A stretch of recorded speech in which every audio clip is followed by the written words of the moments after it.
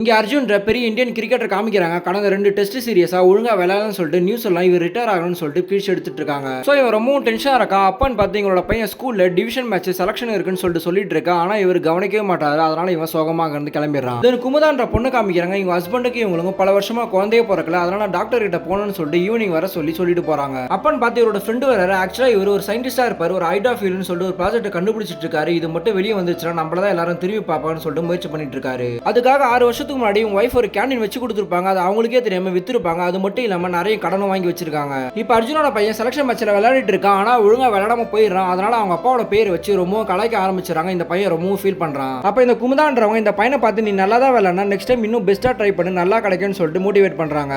ஆக்சுவலா இந்த பையனோட அப்பாவோட மிகப்பெரிய ஃபேனா இருப்பாங்க. அதனால அவர் ஸ்கூல்ல பார்த்ததுமே திரும்பி பார்ப்பாங்க. ஆனா அவர் பார்க்க முடியாது, அங்க இருந்து கிளம்பிடுவாரு. தென் இந்த டீம் கமிட்டி அர்ஜுனை கூப்பிட்டு இந்த பாகிஸ்தான் சீரியஸ் வர நீ ரிட்டையர் ஆகணும்னு சொல்லிட்டு இருக்காங்க. அதை கேட்டதுமே அவனால இதுக்கு நான் இப்பவே ரிட்டையர் ஆகணும்னு சொல்றான். ஆனா இவங்க நெக்ஸ்ட் மேட்ச் சென்னையில் தான் நடக்க போகுது. இவரோட ஹோம் டவுன் இது. அதனால ரொம்பவும் பெரிய ப்ராப்ளம் வரும்னு சொல்லிட்டு வேணாம்னு சொல்லிட்டு கெஞ்சிட்டு இருக்காங்க. ஆனா இவர் எதையும் கேட்காம அங்கிருந்து கிளம்பி வந்துடுறாரு.